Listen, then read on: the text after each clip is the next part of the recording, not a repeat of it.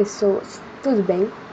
Vocês já devem ter visto pelo título sobre o que é o vídeo de hoje. Então, eu vi em muitos sites, plataformas, pessoas a comentar, argumentar ou se perguntarem se todos aqueles seres que nós vemos na internet ou escutamos alguém falar, se eles realmente existem. Eu decidi vir aqui argumentar sobre tal. Então, creepypastas ou algum ser desse gênero peculiar pode existir? Talvez sim, talvez não. Muitos afirmam de pé junto que eles possam existir e que eles existem. Como eu disse anteriormente, talvez sim ou não que eles possam existir. Não há muitas maneiras e provas de falar que eles existem. Se baseando nos vídeos da internet que mostra que aqueles seres foram capturados em câmeras ou outras pessoas fazendo relatos que já passaram por isso, que eles viram. Sim, baseando nisso, eles existem. Mas se isso tudo não for verdade, e se aquilo tudo for fake, e se aquilo tudo não passou de uma manipulação para que nós pudéssemos acreditar em tal, e se isso tudo não passou de uma forma da pessoa que postou para ganhar views ou seguidores, talvez eles não passem de apenas uma história para nos assustar. Ninguém tem certeza, mas eles podem ser criados, esses seres podem ser trazidos à vida? Sim, tem como criá-los, por assim dizer. Isso é possível através de uma tulpa. Mas o que é uma tulpa? Tulpa é uma entidade ou objeto que, segundo o budismo tibetano, pode ser criado unicamente pela força de vontade, envolvendo meditação, concentração e visualização intensas. Em outras palavras, a tulpa seria um pensamento tornado tão real pelo praticante que chegaria a assumir uma forma física material. Tá, explicando em outras palavras, se muitos pensamentos sobre tal ser, a energia do pensamento, entre aspas, dessas pessoas vai se juntar e criar um único ser. Tem uma forma bem próxima da tulpa, que é as formas pensamento. Mas o que é as formas de pensamento? Elas podem ser animadas ou não, manifestadas a partir de um pensamento de forma proposital ou não. Embora ainda não tivessem sido relacionadas diretamente às tulpas, essas formas pensamentos eram definidas de forma bem próxima a que seria imputada posteriormente às tulpas tibetanas. Formas pensamentos são corpos compostos de material astral ou ectoplasma. Possuem uma existência independente do magista e são externas ao mesmo, podendo ou não ser vistas por outros magistas, no plano astral ou mesmo plano físico, sendo perceptíveis também por um ou mais sentidos. Além disso, podendo ser moldadas, criadas e destruídas de acordo com a vontade de seu criador, bem como influenciadas por outros adeptos da arte mágica. As tulpas mais famosas da internet são o Slenderman, e aqui no Brasil, a loira do banheiro, Maria Sangrenta e a noiva das estradas. Eles seriam exemplos de histórias que alcançaram tal patamar de influência sobre a psique coletiva. Eu irei deixar o site que consultei na descrição.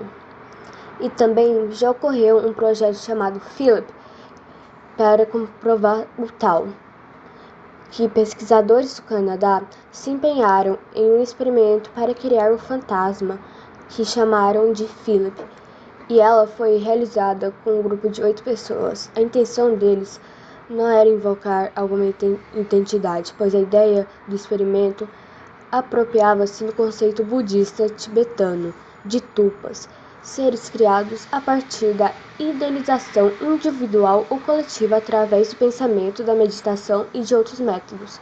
Assim, o grupo criou Philip, dando-lhe nome completo, uma biografia inteira, um rosto em desenho, mas a entidade não ganhava vida.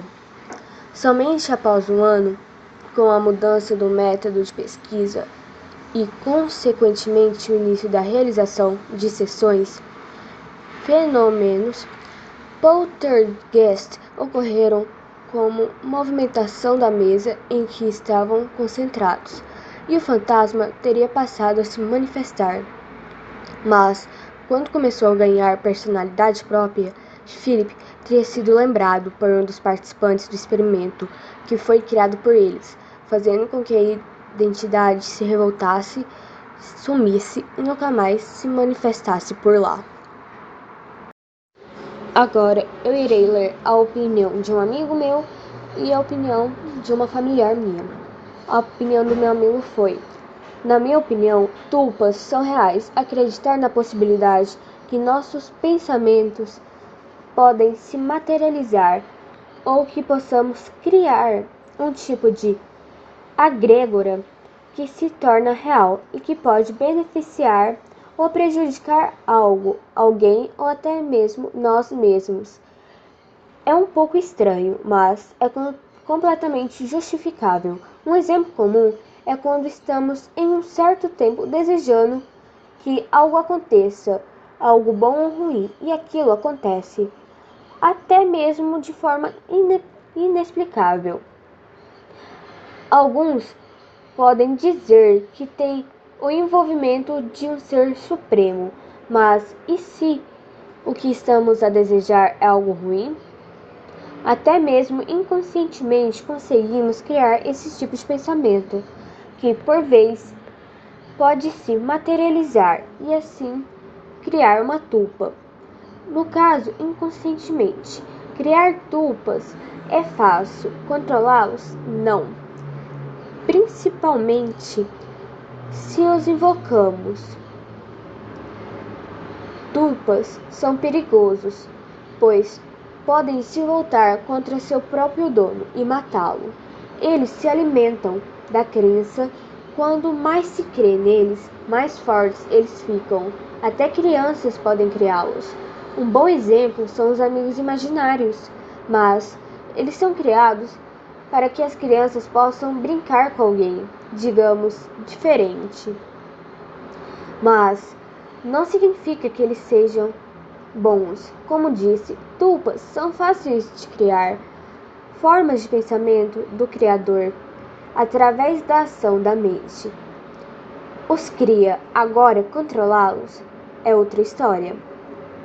Agora, a opinião da minha avó foi: eu acredito não apenas naqueles monges tibetanos que passam anos e anos em uma forte meditação, também nas tulpas, que podem criar seres. Aqui também podemos criar tulpas, tendo pensamentos fortes de uma forma contínua. Podem ser usadas tanto para o bem quanto para o mal, mas às vezes ficando incontroláveis, fugindo de nosso controle. Então, esse foi o vídeo. Tchau!